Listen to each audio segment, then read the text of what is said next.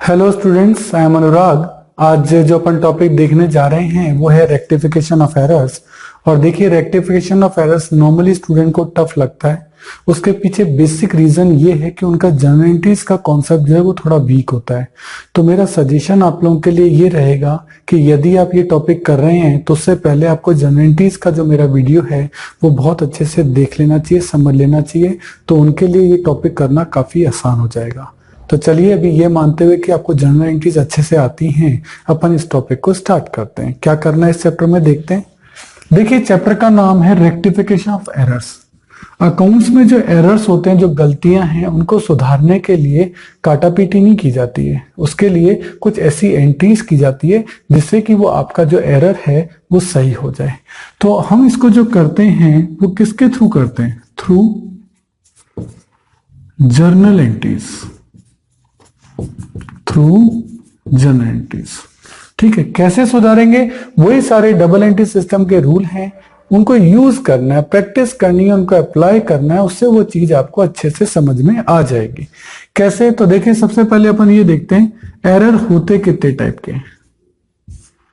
Errors जो है basically एक तो होते हैं टू साइडेड एरर, और एक होते हैं सिंगल साइडेड या one sided error. Two sided error में क्या होता है? डेबिट और क्रेडिट दोनों में गलती हुई है। और वन साइडेड एरर में एक ही साइड में गलती हुई है, या तो डेबिट में या क्रेडिट में। इसलिए एंट्री को कंप्लीट करने के लिए इसमें सस्पेंस अकाउंट का यूज किया जाता है।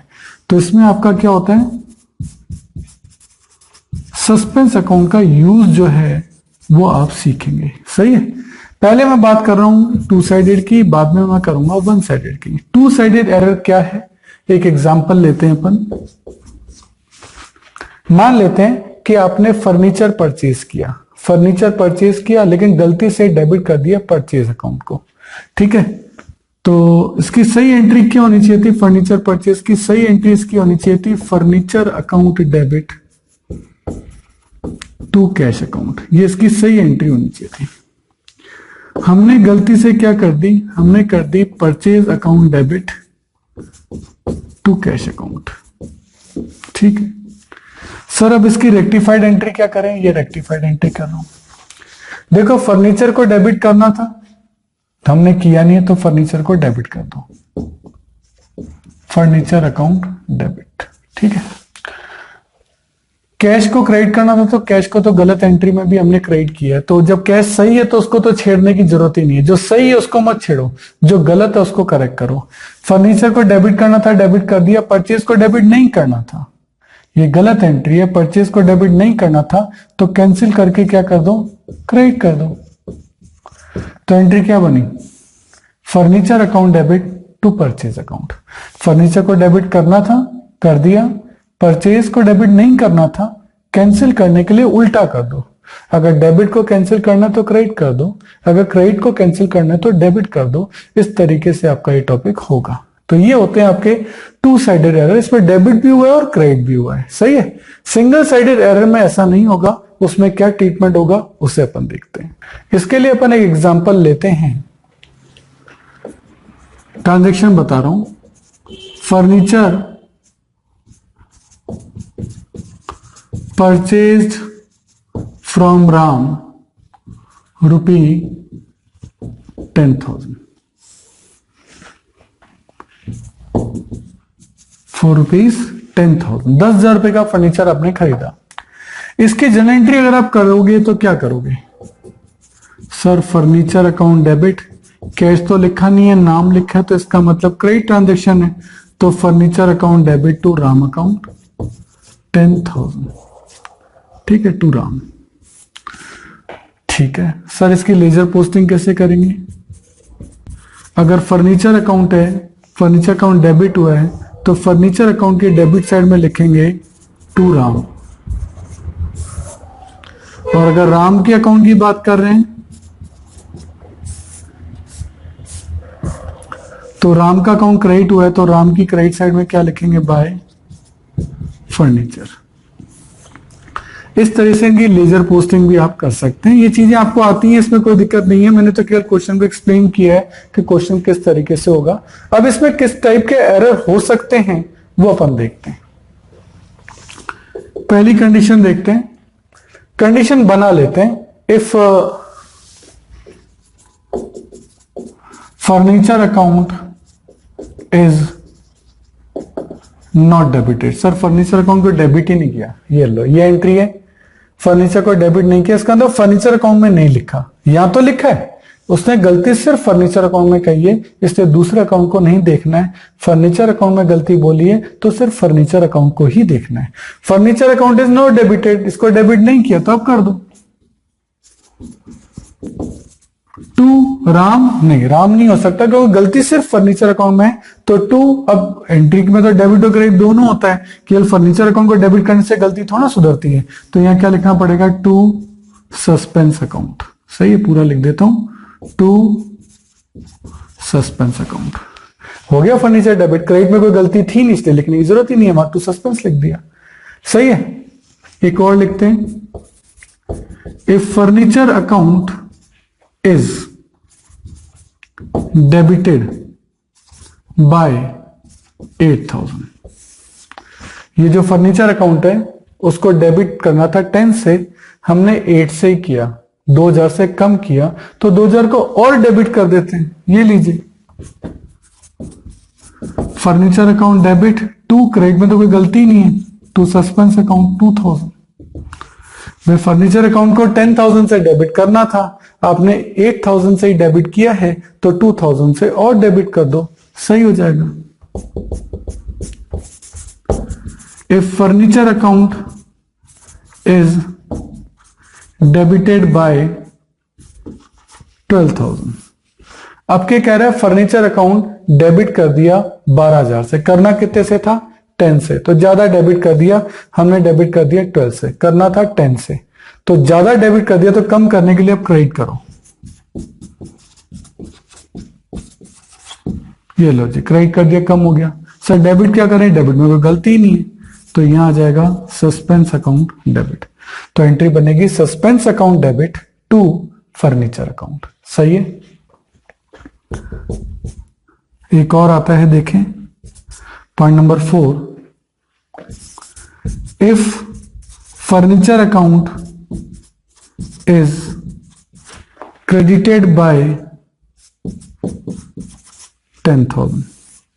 अगर फर्नीचर अकाउंट 10,000 से क्रेडिट हो गया, ठीक है, तो हमको तो फर्नीचर को डेबिट करना था, हमने गलती से क्रेडिट कर दिया। क्या गलती है, देखो थोड़ा समझा दूं आपको।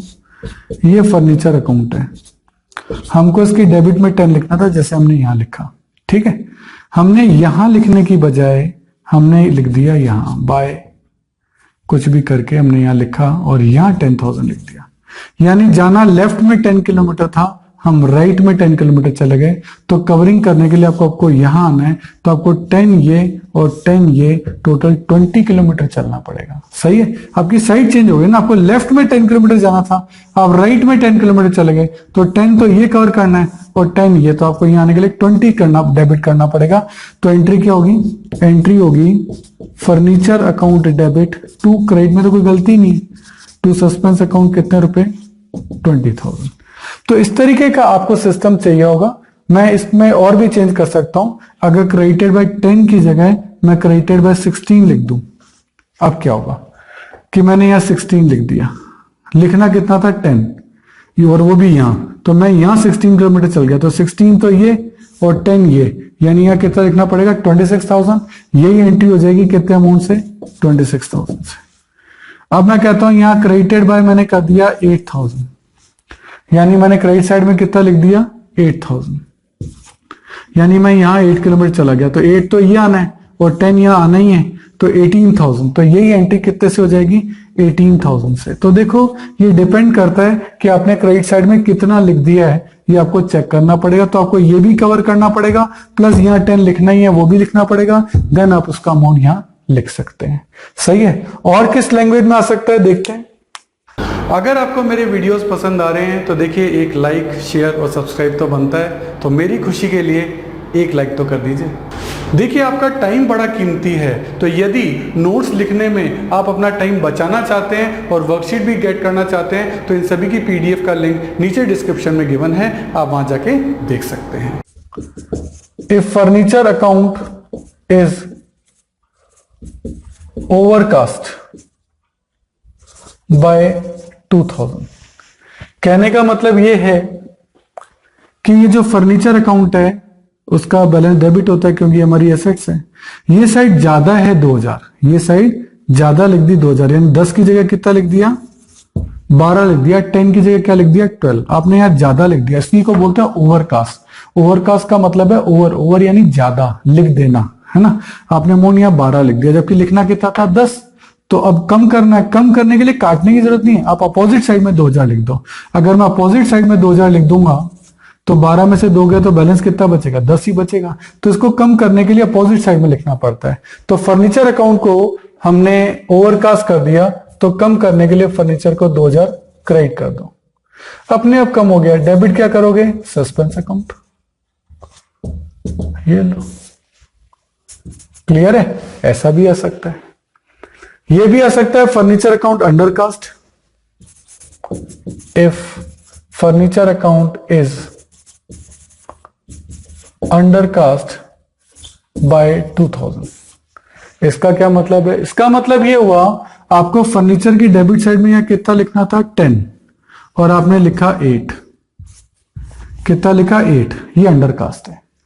Furniture account is undercast, furniture debit हुआ था 10 से, तो 10 डेबिट होना चाहिए, आपने गलती से 8 लिखा तो 2 और लिख दो जिससे ये कितना हो जाएगा 10, तो 2 और लिखना है तो फर्नीचर को और डेबिट कर दो। फर्नीचर अकाउंट डेबिट 2000, ये डेबिट हो गया। 2 क्रेडिट में कोई गलती है नहीं तो 2 सस्पेंस 2000। तो आप देख रहे हैं अलग अलग कंडीशन है। फर्नीचर अकाउंट डेबिट नहीं किया तो डेबिट कर दो, डेबिट 8 ही किया तो 2 कर दो। अब अच्छा, ये और ये ट्रांजेक्शन एक जैसे हो गए, है ना, क्योंकि यहाँ डेबिट 8 कम किया था, बस लैंग्वेज अलग है इसलिए मैं इनको अलग अलग बताया है। फर्नीचर अकाउंट ज्यादा डेबिट कर दिया तो कम करने के लिए क्रेडिट कर दो। फिर ये लिखा क्रेडिटेड, हमने साइड ही चेंज कर दी, तो फिर कैसे ट्रीटमेंट है मैं 3 तरीकों से आपको समझाया। ओवरकास्ट और अंडरकास्ट 2 वर्ड हैं, चीजें वही है डेबिट और क्रेडिट वाली, लेकिन लिखने के लिए कई लोग ओवरकास्ट और अंडरकास्ट, ओवर का मतलब ज्यादा लिख देना और अंडरकास्ट का मतलब है कम लिख देना, देन आपको उसको क्या करना है, रेक्टिफाई करना है। तो ये जो है आपके रेक्टिफिकेशन और एरर के तरीके हो सकते हैं, इनको पहले आप अच्छे से मेमोराइज करें कि इसमें मैंने क्या किया है। फिर ये एंट्री घुमा घुमा कर वहां अलग अलग तरीकों से पूछी जाएगी और आपको उसकी प्रैक्टिस करनी है। चीजें यही होंगी, काफी सारी चीजें आपको इसमें से सिमिलर जो है वो आपकी मिलेंगी। सही है, तो ये मैंने आपको सस्पेंस अकाउंट का यूज बताया है। रूल यही है कि जिस अकाउंट में गलती हुई है उसी को डेबिट या क्रेडिट करना है, रिमेनिंग में आप सस्पेंस अकाउंट डाल दीजिए, कोई दिक्कत नहीं है। देखिए स्टूडेंट, जितने भी वीडियो हमने बनाए हैं उनके जितने भी क्वेश्चन मैं वीडियोस में करा रहा हूं उनका लिंक आपको डिस्क्रिप्शन में दे रखा है। आप वहां से उस लिंक को डाउनलोड कर सकते हैं, उसका प्रिंट आउट निकाल सकते हैं। उसके बाद वो क्वेश्चन पेपर आप अपने सामने रखिए और देन आप वीडियो देखिए। उससे आपको फायदा ये होगा कि क्वेश्चन आपके सामने रहेगा। तो ये चीज़ जरूर से कर लेनी है। और मैं आपको एक बार स्पेशल बताना चाहता हूँ कि ये जो वीडियो है ये तो ट्रेलर है। अगर आपको हमारे सारे वीडियो देखने हैं तो आपको हमारी मोबाइल ऐप सब्सक्राइब करना चाहिए, उसका नाम है अनुराग क्लासेस, और इसमें आपको हमारे सारे वीडियो देखने को मिलेंगे।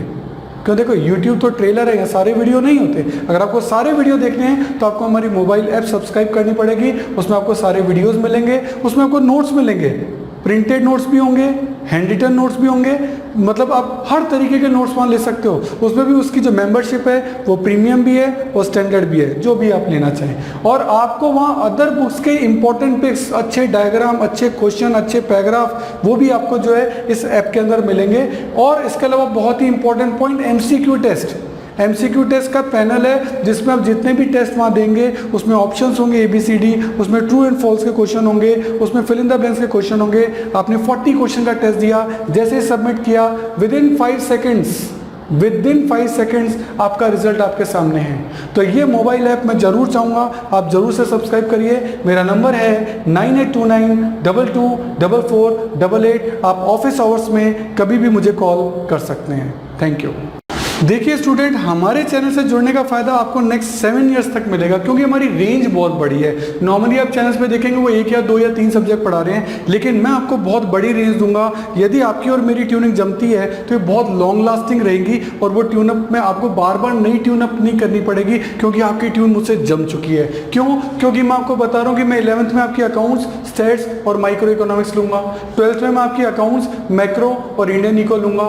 बीकॉम के अंदर मैं आपकी corporate accounting, advance accounting, costing, financial management, budgeting, income tax etcetera, जो भी आपके जिस भी नाम से ग्रेजुएशन के अंदर ये कोर्स होंगे, इन सब के वीडियो हमने ऑलरेडी बना रखे हैं। मोबाइल ऐप आपकी बना रखी है, तो आपको बहुत सारी फैसिलिटीज हम देने जा रहे हैं। इसके अलावा सीए, सीएस और सीएमए के फाउंडेशन और इंटर कोर्सेज में जितने भी प्रैक्टिकल हैं या इकोनॉमिक्स से रिलेटेड टॉपिक हैं, उन सब के वीडियो आपके तैयार मिलेंगे। पूरा स्टडी मटेरियल, पूरा नोट, सब चीज A to Z आपको रेडी मिलेगी। और इसके अलावा मास्टर्स अगर आप कर रहे हैं, उसमें भी QT है या मैनेजरियल इकोनॉमिक्स है, डायरेक्ट टैक्स है। QT का मतलब क्वांटिटेटिव टेक्निक्स, डायरेक्ट टैक्स है, इनडायरेक्ट टैक्स है, एडवांस टैक्स है, यानी पूरी कंप्लीट प्रैक्टिकल जितने भी न्यूमेरिकल सब्जेक्ट होते हैं सब आपको हमारे चैनल पे और हमारे मोबाइल ऐप पे मिलेंगे, जो कि आपको नॉर्मली बाकी चैनल्स पे नहीं मिलते हैं। हर साल आपको नए चैनल पे शिफ्ट होना पड़ता है, और यहाँ आपको एक ही चैनल पे कंप्लीट सॉल्यूशन मिलेगा।